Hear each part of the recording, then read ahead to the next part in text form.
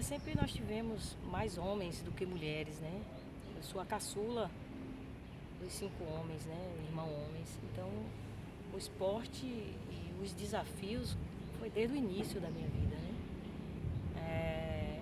Era muito difícil eu convencer meus irmãos e os vizinhos, que na sua maioria também eram meninos, a brincar de boneca comigo, né? Então, eu entrei na trajetória do esporte, do futebol, através deles. E todo dia tinha que matar um leão, porque eu tinha que estar sendo melhor do que qualquer outro menino. Porque a gente sempre, quando a gente entra numa modalidade ou num esporte que historicamente sempre foi, até pelas proibições que nós tivemos, historicamente masculino, a gente tem que estar sendo não o melhor do pior dos meninos, mas sempre o melhor dos meninos, né? E mesmo assim a gente não teria esse reconhecimento. E a minha trajetória foi exatamente essa. Nunca desisti dos obstáculos que sempre tive, né? É claro que eu tive apoio de vários meninos que me permitiam esse momento desafiador, né? Então eu preciso agradecer a eles também.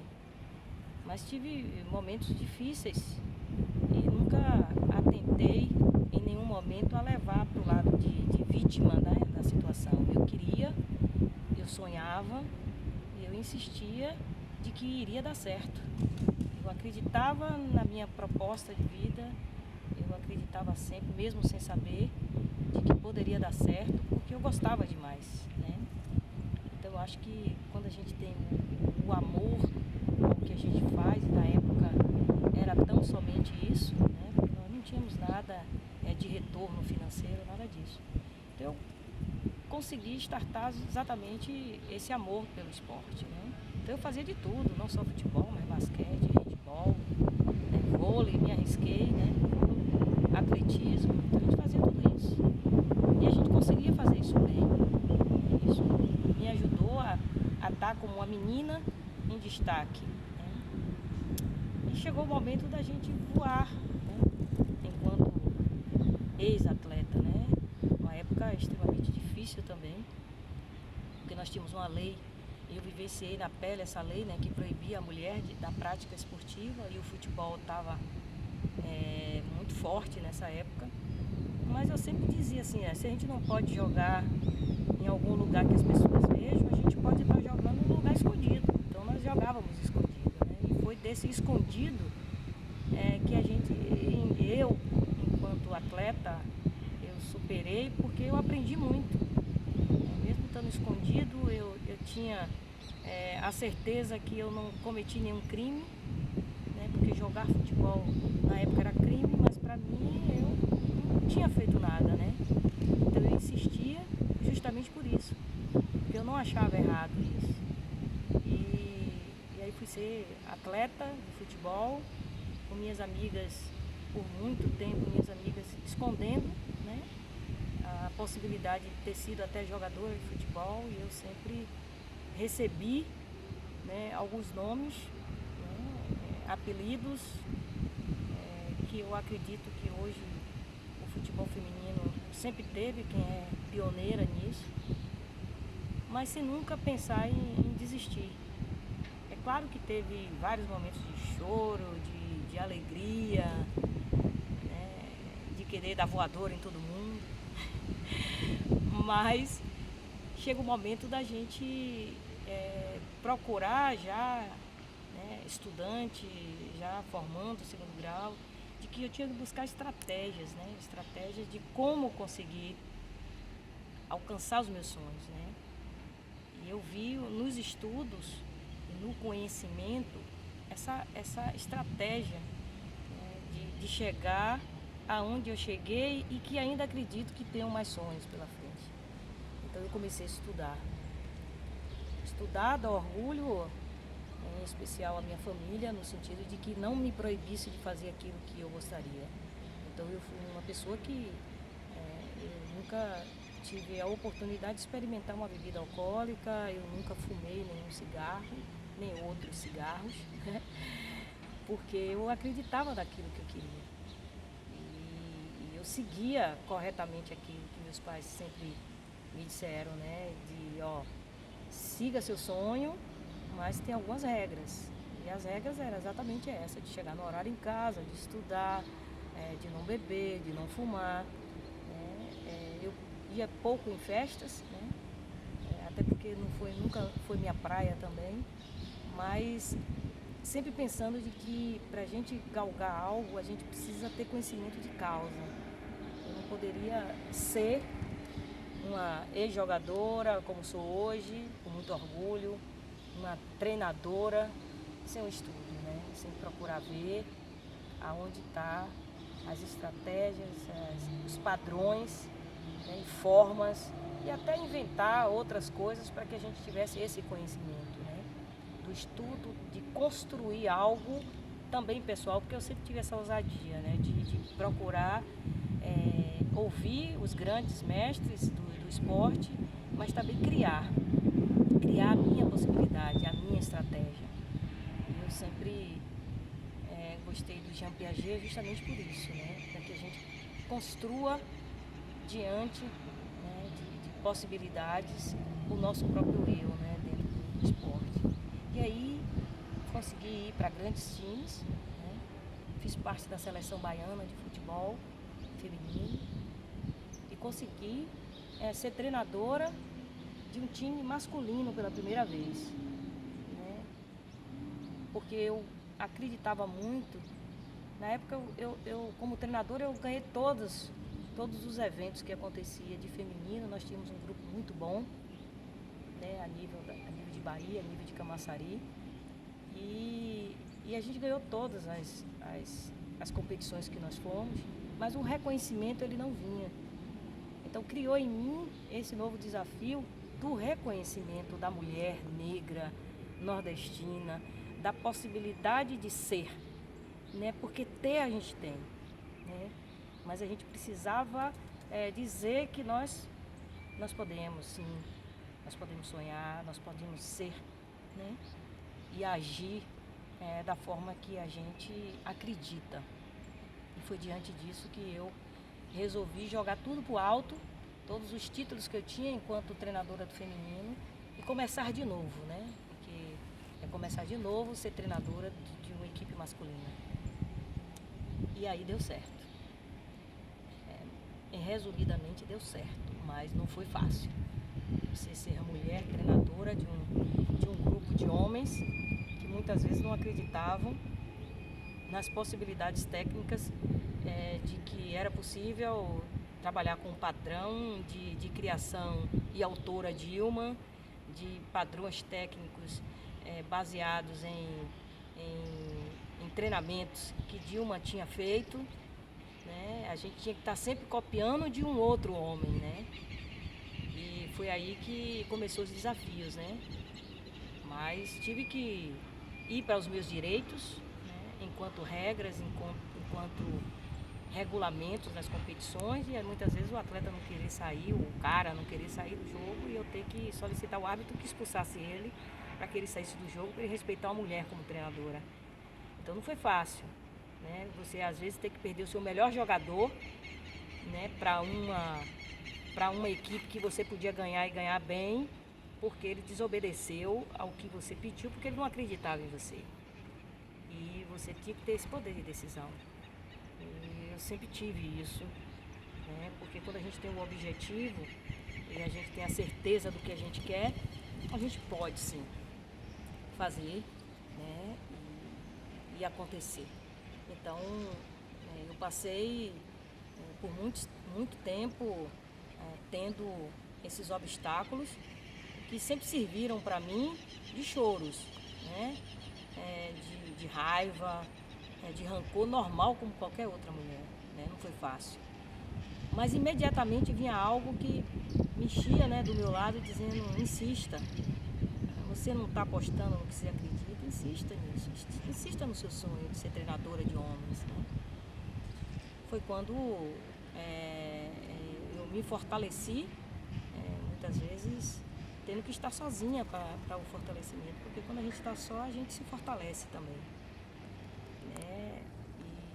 E com muita felicidade eu tive muita gente que me apoiou nessa minha caminhada. de me fortalecer, não só sozinha.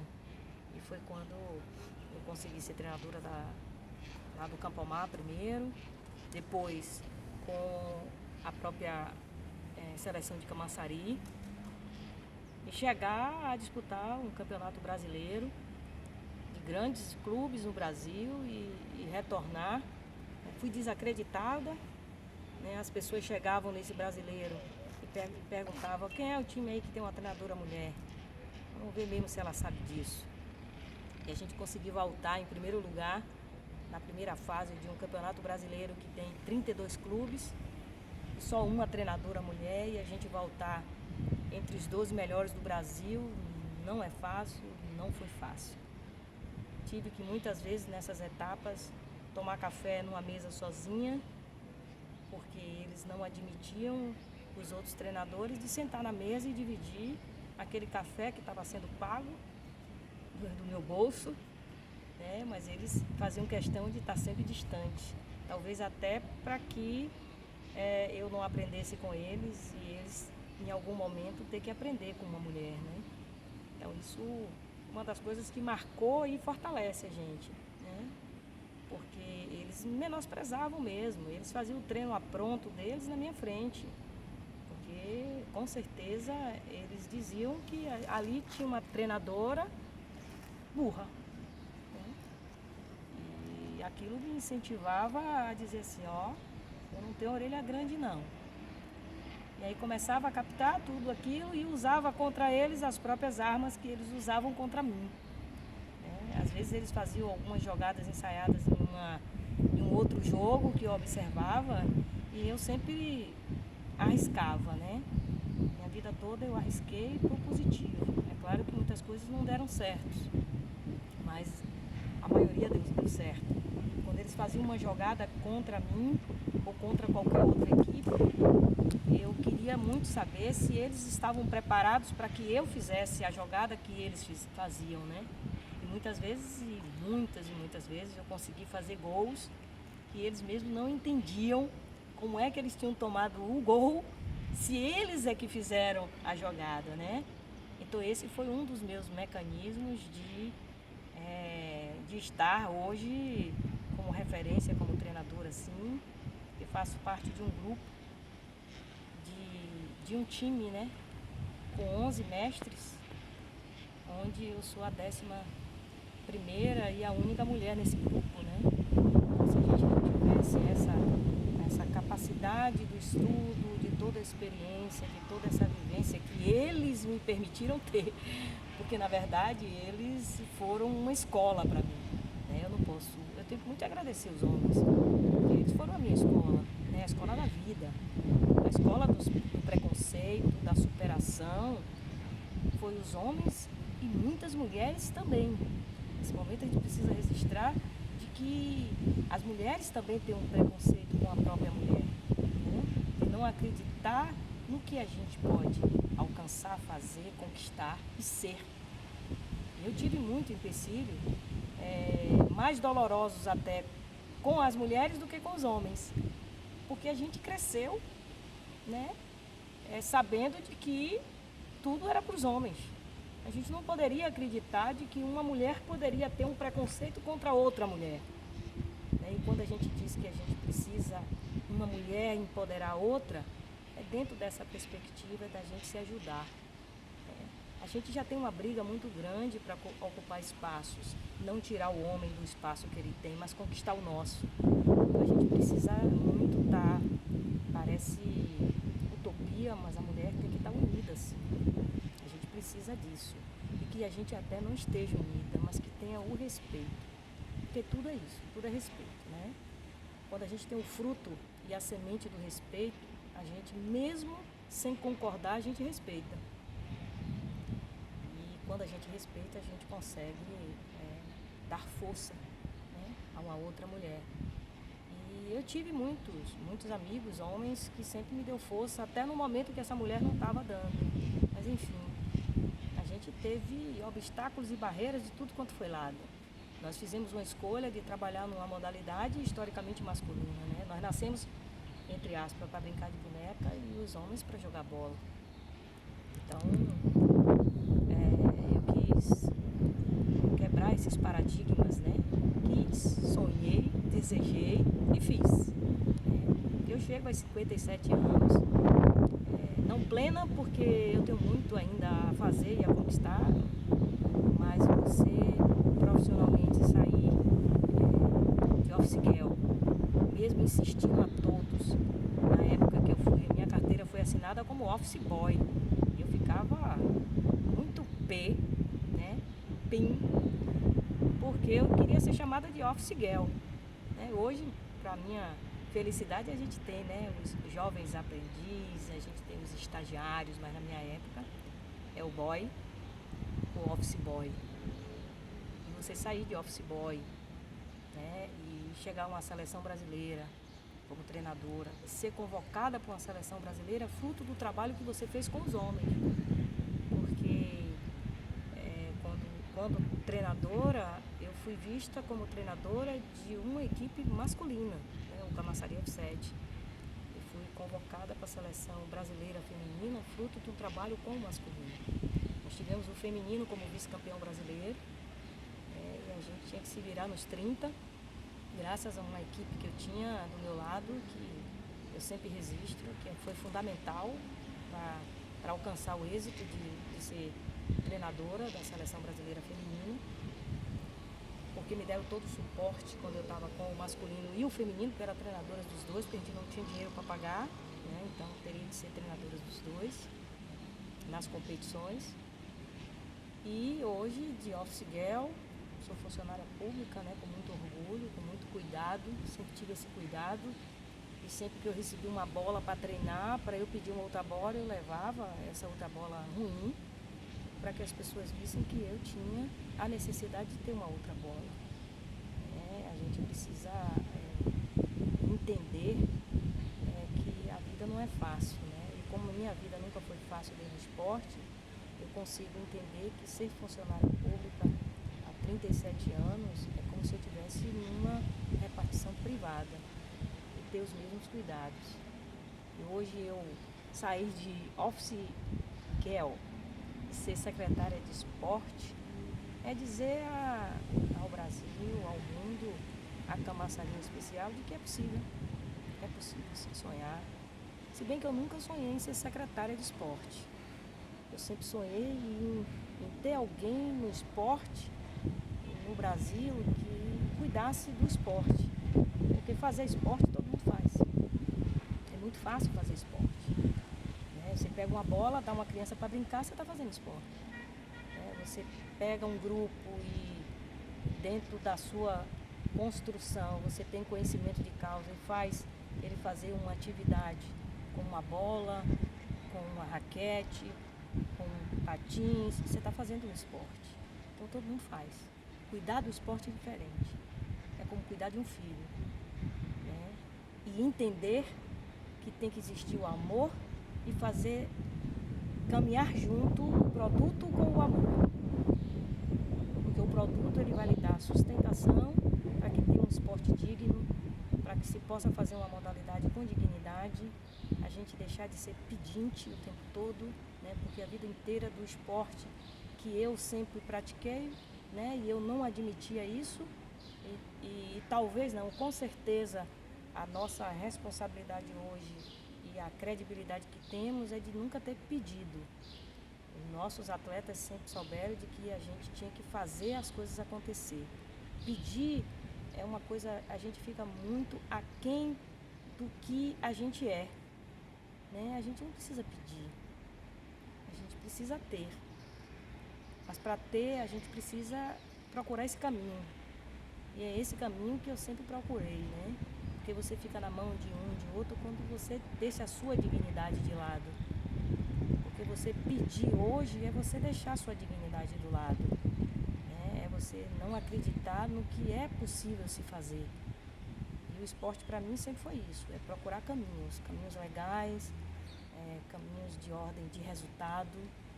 Então a minha estratégia para que a gente conseguisse um patrocínio, para que a gente conseguisse um apoio, era sempre resultado. Mas para buscar esse resultado eu tinha que ir da forma que dava, né? E com a consciência dos nossos atletas e do grupo. Então nós conquistamos tudo graças ao grupo que nós tínhamos, que acreditava que podia dormir dentro do vestiário, né, de uma comissão que a gente dividiu a comida, né, deixada.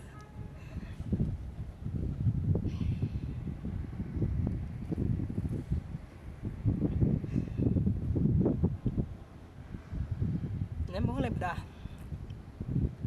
nos fortalece.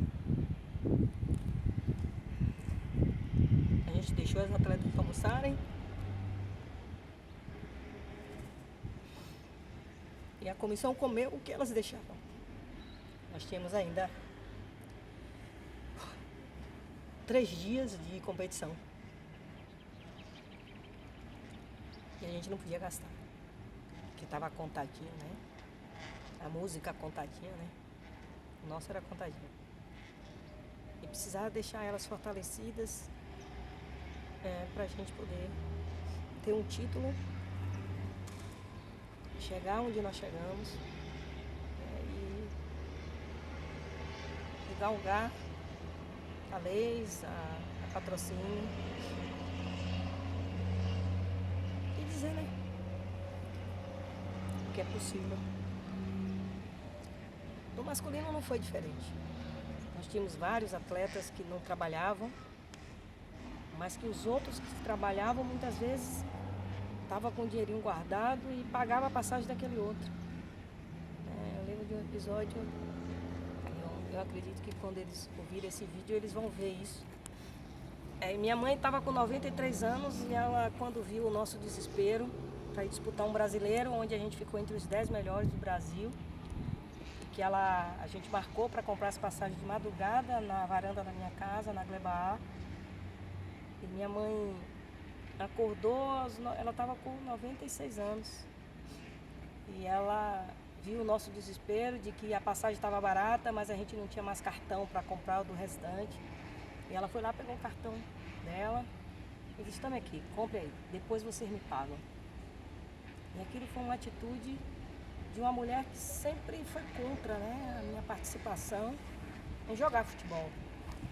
Então ali ela me respondeu de que ela estava do meu lado, ela sempre esteve, mas que a sociedade, né, e a própria, os tempos, né, da proibição é que disse a ela de que eu não podia jogar. E aí a força fica maior, né? Nos torna um paranormal muitas vezes, né? Ou uma super girl, né? E aí a gente foi pra cima. E o recado é exatamente esse, né? De que é possível construir, é possível respeitar essa construção, é possível se respeitar, é preciso buscar, né? É preciso estudar. Foram estratégias que contribuiu plenamente para que eu pudesse chegar até hoje e ter uma história de vida que possa incentivar outras mulheres a buscar os seus sonhos. É muito fácil quando a gente diz assim: acredite nos seus sonhos, mas é muita coisa que vem, né, nessa caminhada pra gente só apenas dizer isso. Acredite nos seus sonhos.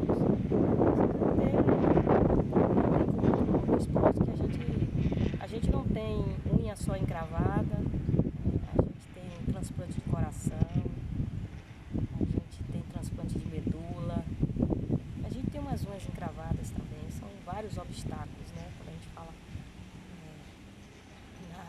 na questão dos obstáculos que a gente tem, né? A gente vai ter todo mundo dizendo não, ou uma pequena minoria dizendo sim. Então você tem que ter o seu sim, né? Você nunca deixar o adulto que existe em você, a criança que existe em você, a treinadora que existe em você, a gestora que existe em você, mas principalmente a mulher negra que sempre fui, que gosta de futebol, futebol, que sempre foi taxada, né, de todos os nomes que eles queriam dar na época. Hoje tem até os nomes mais bonitinhos, né, que ainda existe, né?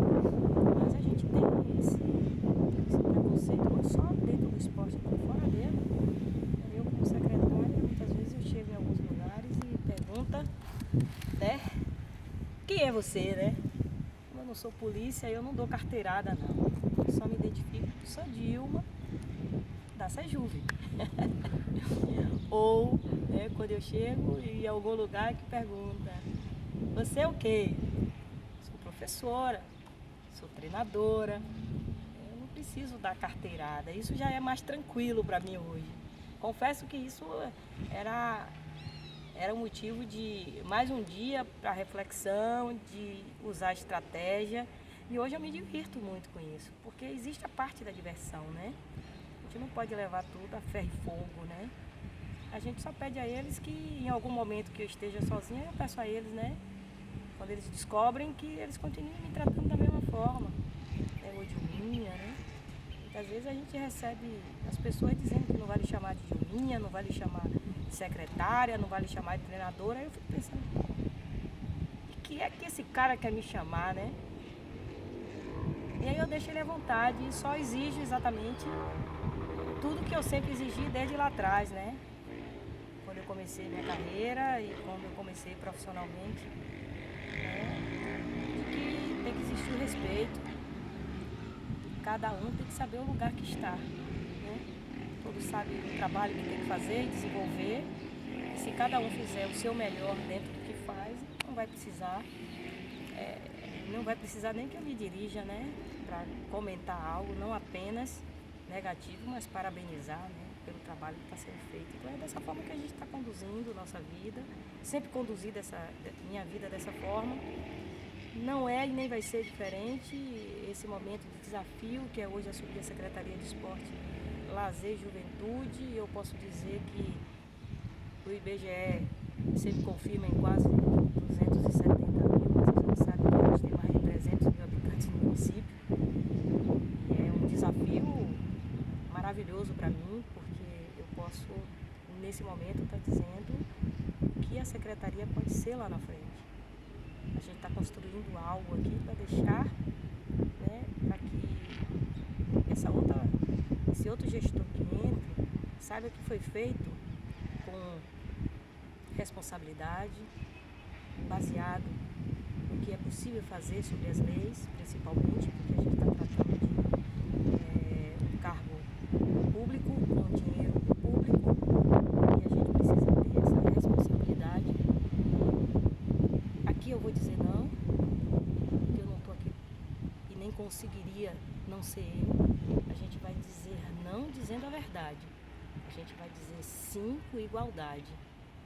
Essa é a nossa gestão, né? E isso eu fico muito feliz, porque o prefeito, quando me fez o convite, na nossa conversa, a nossa voz e a nossa conversa foi muito igual. Muitas pessoas, assim, falar que o momento não foi ideal, para mim foi. Porque a gente precisa acreditar no que vem e que eu estou no lugar certo na hora certa. Então, não tem momento bom para ser secretária de Esporte, Lazer e Juventude do município de Camaçari. Tenha a oportunidade, agarre essa oportunidade, não esquecendo da sua essência. Eu sempre digo que a minha essência é a minha essência de ser camaçariense, filha de ferroviário, filha de Dona Hilda, dona de casa, que muitas vezes eu vi os dois e aprendi com eles. Eles dois não quererem café, eu achar que eles estavam fazendo jejum porque eles eram extremamente católicos, mas eles só faziam jejum no mês de abril e sempre eles estavam fazendo jejum, e só depois de grande que eu vim ver que eles faziam jejum porque eles queriam que os filhos dele tomassem o café com pão, que almoçasse bem. Então a gente só consegue fazer isso quando a gente tem exemplos. E a minha comissão técnica teve esse exemplo, porque eles também vêm disso. quando a gente resolveu dividir a comida que as meninas deixaram e não ter fome no dia que a gente não tinha para o masculino e dizer que a gente já tinha comido, né? Muitas vezes a gente fez isso. A gente tem que não é mais um segredo, estou sabendo disso agora, mas a gente fez isso. Não para mostrar ele. Muitos hoje são casados, têm filhos, já deixaram até de jogar futebol, né?